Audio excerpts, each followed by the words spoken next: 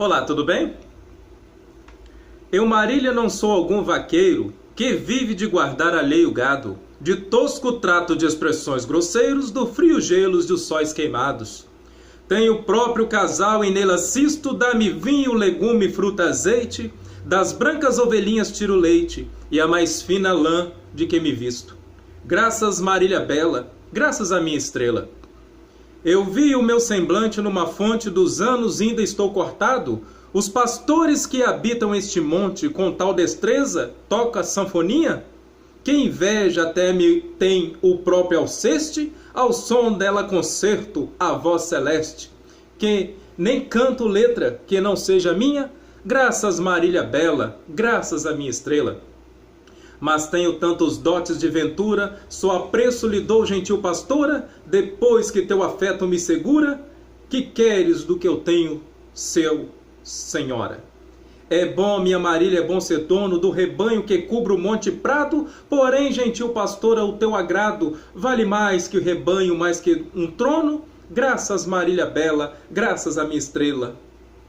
Gente, eu amo esse livro, não canso de ler, de Tomás Antônio Gonzaga, Marília do Dirceu.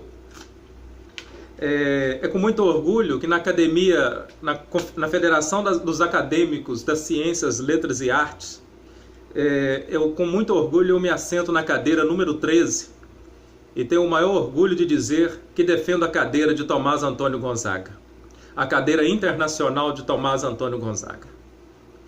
Amo o lirismo do campo, o arcadismo. O período do arcadismo é o que eu mais amo na literatura. Tanto no Brasil como Marília do Dirceu, como o José Maria Barbosa do Bocage, grande poeta português, o qual eu amo ler e me inspiro. Gosto muito das poesias.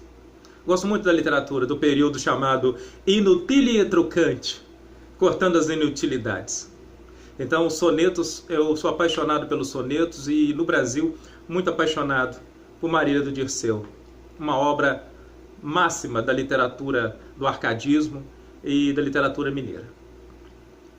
Hoje o tema que nós vamos abordar, que muitos perguntam, muitos alunos questionam, o que vem a ser literatura?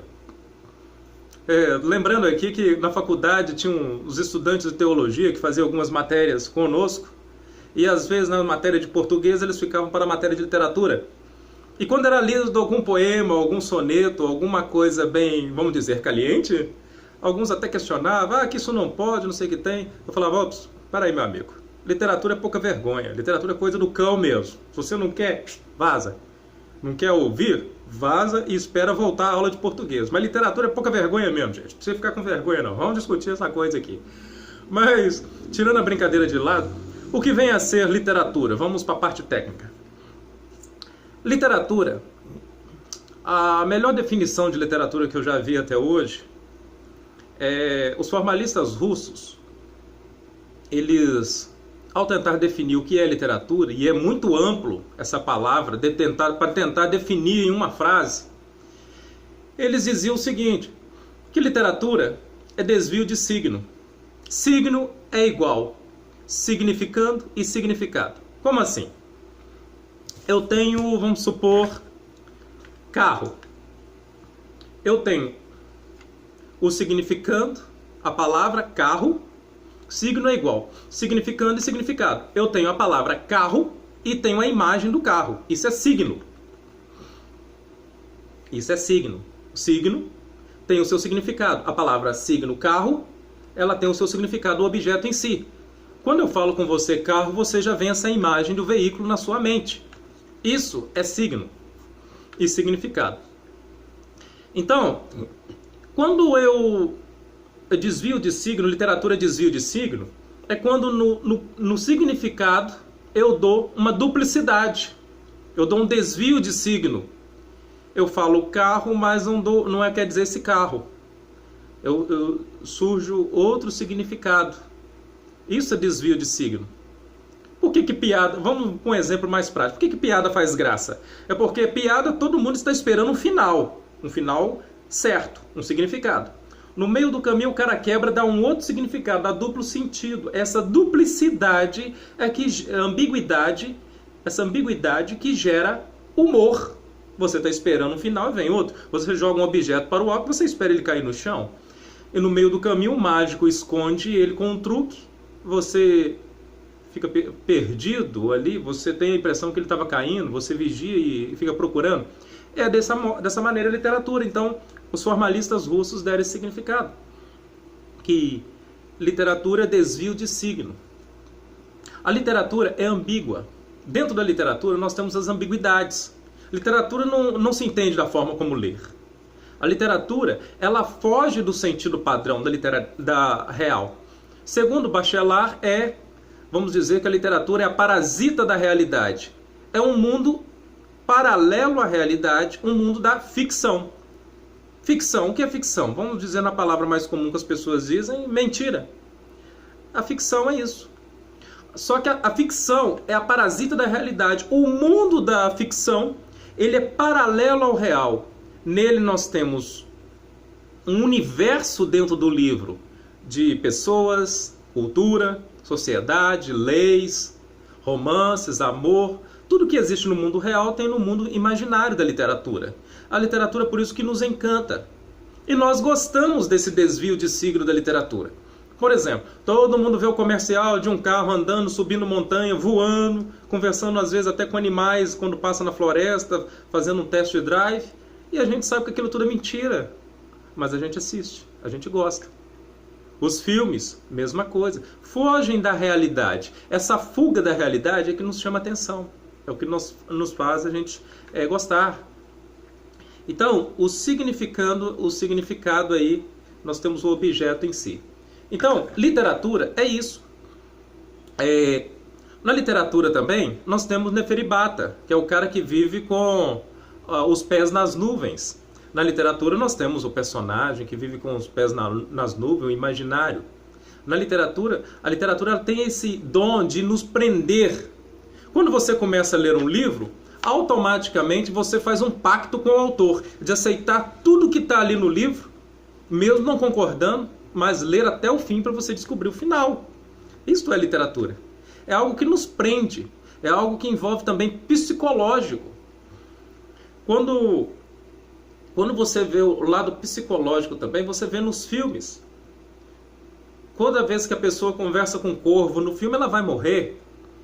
Toda vez que ela está encolhida com as mãos assim e as pernas juntas, tipo posição do útero, ela está indefesa, indecisa, e vai para a beira da praia olhar, ela está preocupada, indecisa, sentindo só, na solidão. O mar é símbolo de solidão, porque desde as primeiras viagens marítimas dos tempos passados, as mulheres ficavam no país e os homens entravam no navio para aventurar o mar, para trazer recursos para o país, honra, glória, fama. E nesse período as mulheres demoraram, sem contato com o marido, sem saber o retorno, que muitos nem retornavam, morriam no alto mar ou em outros países, em novas empreitadas, ou até mesmo o navio se desviava e acabava sumindo por lá. As mulheres iam para a beira da praia e ficavam a ver navios, olhando para o horizonte na esperança de ver o marido retornar. Então no filme, quando as mulheres vão para a beira da praia e ficam olhando no mar ali, ver navios, solidão, tristeza, angústia, esperança também. Porque quando o rei Dom Sebastião sumiu com sua frota de navios, Portugal se viu logo invadida pela Espanha. Aquela cultura que Marquês de Pombal e muitos outros alavancaram, na época de Camões também, até 1554, alavancaram onde o português, a língua chegou ao auge, o orgulho português do Império Português e da literatura e da língua portuguesa que chegou ao auge, agora se viu todo ameaçado pela Espanha, que subjugou Portugal. E todo mundo ia para a beira da praia para ver navios. Todos ao entardecer, imaginando a esperança de ver o rei Dom Sebastião voltar com sua frota de navio para Portugal, para voltar de novo, Portugal alavancar-se como império. Então, essas características psicológicas estão impregnadas dentro da literatura. O casal, toda vez que vai falar de romance, vai para o meio da natureza, porque a natureza sempre foi símbolo de perfeição. Sempre na literatura tivemos aquela que o homem é perfeito, de Jean-Jacques Rousseau, o homem nasce perfeito, mas a sociedade o corrompe. Daí a ideia do bom selvagem, do nativo, ele é perfeito, ele não se corrompeu com a sociedade. Então, temos isso aí, a literatura do lado psicológico, dentro do lado literário. Nós temos então algo que a literatura, vamos dizer, a ficção, ela chega a ser tão perfeita com o mundo real que às vezes se mistura com o mundo real de uma maneira que você não sabe diferenciar. Você quer ver um exemplo? Geralmente os vilões das novelas, eles não quando eles estão fazendo um papel muito de vilão e está no auge aquele personagem, porque sempre fazer o advogado do diabo é mais fácil. Então, quando eles estão no auge, alguns deles têm medo até de sair na rua e serem agredidos, como aconteceu várias vezes, de pessoas serem agredidas. Por quê? A pessoa chega, bate nele e fala com ele, olha, você está sendo muito mal na novela, você vai apanhar para você aprender. A pessoa mistura o real com o imaginário. Chega um ponto que a literatura mistura. Se você quer ver mais sobre isso, eu recomendo você ler Marceau Moisés, que hoje é um dos maiores nomes da literatura, um dos fundadores da USP, Marceau Moisés, a teoria literária, né? A ficção literária, ele tem grandes livros fantásticos. Fiorin e Platão também, sobre literatura. Eu recomendo você ler também, além do livro Fiorin e Platão e Marceau Moisés, Bachelard, né, com o livro, me parece que, se eu não me engano, o nome Poeta no Espaço, onde você vai ver tudo isso sobre literatura. Eu estava vendo ali agora do Marceau Moisés, a teoria a verdade da ficção. Há uma verdade dentro da ficção? Há uma verdade na mentira, com incoerência? Há. Os mecanismos de literário que são colocados ali, os signos, é tão psicológico, tão comparado com a realidade, que às vezes na ficção há mais verdade do que na própria realidade. Quer ver um exemplo? Os crimes, muitas das vezes, no filme e na literatura, são desvendados, os autores são punidos, ocorrem realmente os julgamentos, são descobertos. E na vida real, às vezes, as coisas são impunes. Outro ponto interessante da literatura, como eu falei no início, os teólogos que faziam aula ficavam questionando, literatura não tem compromisso com a verdade. Literatura não tem compromisso de ensinar verdade. Ali o nome já diz, literatura, ficção. Ela não tem compromisso de doutrinar ninguém, nem com a verdade. A literatura, nesse sentido, muitas das vezes ficam questionando, debatendo. A literatura é isso. Quando se entende a literatura, você entende que aquilo é ficção. Literatura não tem o compromisso de ficar ensinando regras, ditando, não, nem instruindo, nem ensinando. É uma forma de entretenimento, como diversas outras formas de entretenimento. Mas às vezes é muito perseguida e questionada. É igual, por exemplo, quando Dan Brown lançou o livro O Código da Vinci, milhares de pessoas lançaram outros livros debatendo, descendo o pau nele, questionando. E não vê que fizeram a publicidade do livro, porque um livro, quanto mais você bate nele, mais você questiona, mais você acusa, mais você fala mal, mais o desgraçado vende, mais o danado vende, mais ele sai em primeiro lugar nas paradas aí dos best-sellers. Então, quanto mais o povo bateu em Dan Brown, mais o livro cresceu. Aí surgiu livros questionando o material dele, falando que aquilo era mentira, que aquilo era falsidade, que não sei o que aquilo era heresia. Gente, o livro dele é um livro de ficção. É um livro de literatura. Não tem compromisso com a realidade. Agora, quem lê o livro sabe que dentro do livro tem alguém que fala com você, que não é o autor, é o narrador. Pode ser narrador onisciente, onipresente. Onisciente, sabe de todos os casos, tudo, está presente em todos os assuntos.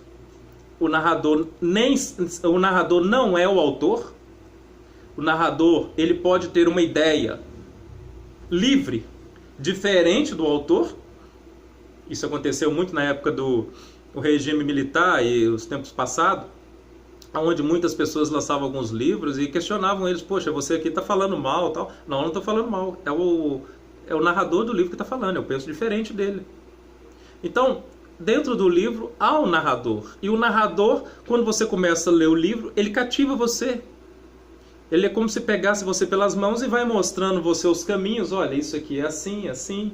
Ele vai conversando com você e você vai pegando familiaridade com ele, com os assuntos. Por isso que eu falo, quando você começa a ler um livro, automaticamente você assume um pacto com o autor de aceitar tudo que está ali, mesmo não concordando, porque você quer ver o fim.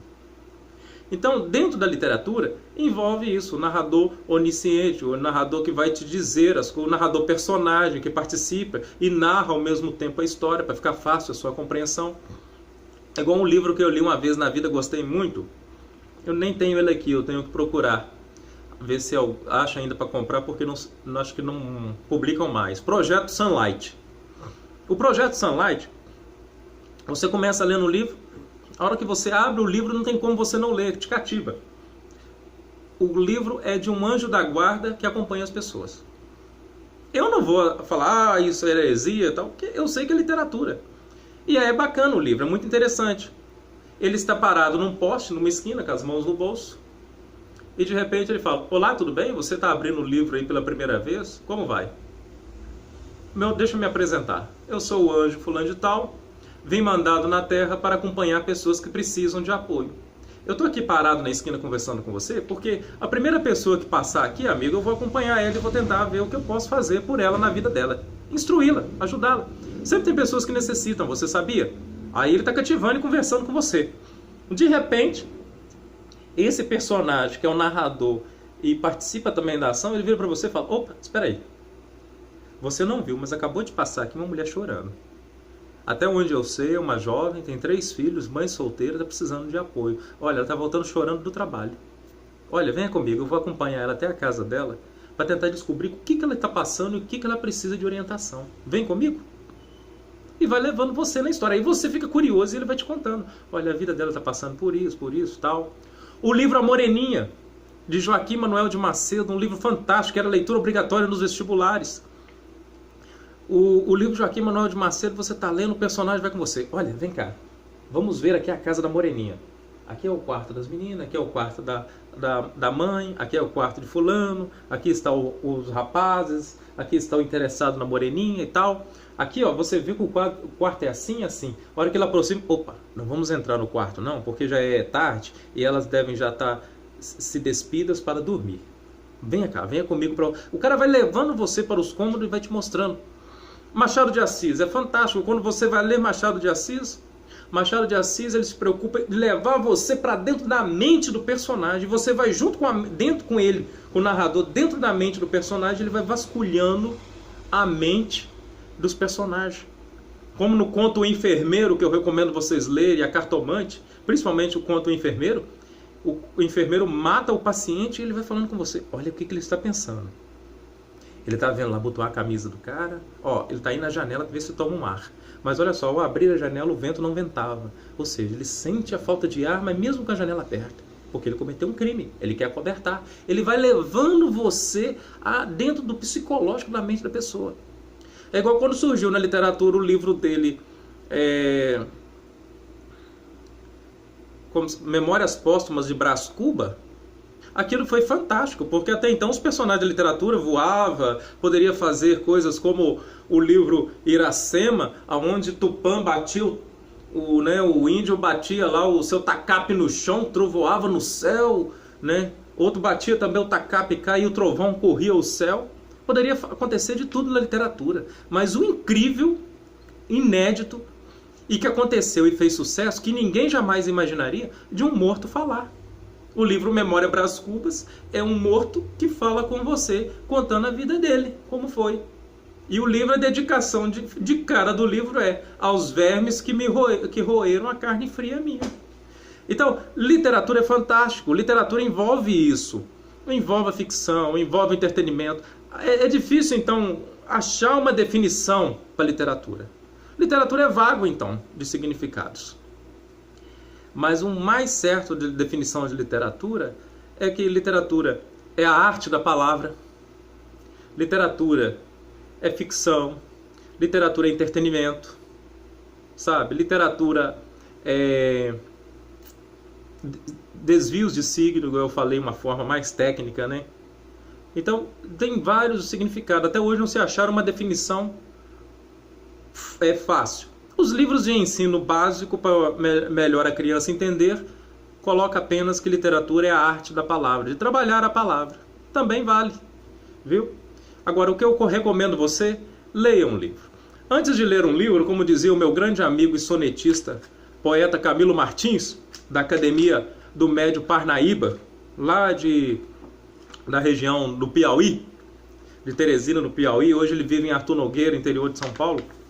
Um dos maiores sonetistas e gestores culturais que eu já conheci, o Dr. Camilo Martins, nos diz o seguinte: antes de você ler um livro, ou antes de você escrever uma poesia, ou uma história, você primeiro tem que se despir do preconceito. Antes de você, então, ler um livro, você tem que se despir do preconceito. Então, antes de escrever uma poesia, da mesma forma. Tem que saber escolher um livro, não julgar pela capa, nem pelo título. Tem livros que têm capas maravilhosas, mas quando você abre, não te encanta. Ou então tem livros que não têm uma capa muito bonita, mas quando você abre, é uma leitura fantástica. Quanto mais você lê, mais você quer conhecer a história. A pessoa tem que sentir o desejo de amar a literatura. Ler a literatura é bom, vale a pena. A literatura é um universo, é um mundo dentro do mundo real. É um universo onde tem protagonista, que é o personagem principal da história, os amigos do protagonista, o antagonista, que opõe ao protagonista, o inimigo, vamos dizer assim, tem os amigos do protagonista, tem um mundo de relacionamento, de coisas, um mundo imaginário, de estética, né? Um mundo que envolve mais preenchimento. Tem personagens de estética que não envolvem ali, mas estão ali só para preencher espaço. Tem céu, tem terra, noite, trabalho, tem tudo. É um universo que você entra no mundo imaginário da literatura, da ficção. E quanto mais você entra, mais você passa a conhecer, mais legal é. Mais você aprende palavras novas, mais você busca conhecimento. Um ponto característico que eu falei, na literatura, na ficção, o mocinho, os personagens principais, eles não trabalham. Você não vê eles trabalhando. Você sabe que na novela você vê isso. O cara está indo para a empresa, é dono de uma grande empresa e tal. Mas você nunca vê ele trabalhando. Você nunca vê a empresa por dentro, como ela é, como funciona. Por quê? Isso vem uma característica do romantismo. O romantismo, quando surgiu, as mulheres em 1800 e pouco ficavam dentro de casa, só saía com a mãe, aprendia piano dentro de casa, aprendia crochê, cuidar das crianças, saía com a empregada ou com o marido à noite, ou com a sogra ao dia, e com as crianças, ou com as escravas. As mulheres que mais, por ficar em casa com o tempo, elas compravam nas bancas os romances, os folhetins que saíam nas bancas. Daí então, surgiu um preconceito à literatura, que literatura era leitura de quem não trabalhava. Então, como a literatura era mais endereçada às mulheres que ficavam em casa para entretê-las, para lerem, então você vê que na característica da literatura, os personagens, os mocinhos, tudo, eles não trabalham. Você sabe que ele trabalha, que ele é rico, tem empresa, mas trabalhando em si você não vê. E você também não questiona isso. Você assiste uma novela inteira, você vê o cara lá que é o personagem principal, é trabalhador, rico, tem uma empresa, tem um sistema econômico grande, mas você não questiona como é a empresa, onde trabalha, e nunca vê ele trabalhando. Mas você sabe que tem dinheiro e tem uma empresa. Essa é a característica da literatura. Outro ponto psicológico da literatura, todo livro de romance do período do romantismo, assim como as novelas buscam romance, romance vem da palavra, a palavra romance, ela vem do significado da palavra em latim, das pessoas que falam românico. Uma certa região ali de Roma, né, na Itália ali, então era uma pessoa que começou a surgir as canções, as músicas e os sonetos, os poemas. Então, ali na Itália, ganhou o apelido dessas pessoas de romântica, ou seja, que conversava como romântico. Quando essas pessoas no Império Romano iam para a França, interior da França e outros lugares, e tocavam canções, mas o linguajar era parecido com o latim dessas canções de mulheres, de beleza, trovadorescas, então era falado que essas pessoas eram românicas, ou seja, parecido com os românicos no falar, no cantar. Daí surgiu a expressão romance, romântico. Então, uma das características também das novelas assim do romantismo, toda novela tem um final feliz, que é o casamento. O final feliz da literatura romântica e os problemas acabam no casamento. No realismo, que já tem algumas novelas já adaptando ao realismo, o final feliz não acaba com o casamento. Ou seja, a vida começa a partir do casamento, né? Mas boa leitura e bom sucesso e aprecie a cada dia mais a literatura e espero que esse vídeo possa ter te ajudado. Qualquer dúvida, pode nos adicionar no WhatsApp para dúvidas e pedir algum tema para que possamos esclarecer e trabalhar. 339-8437-9920. 338-437-9920 ou julioribeiro-cortes.blog.spot.com.br, o blog do Instituto Júlio Ribeiro Cortes, que aparecerá no link abaixo do vídeo, ok? Um forte abraço e boa leitura!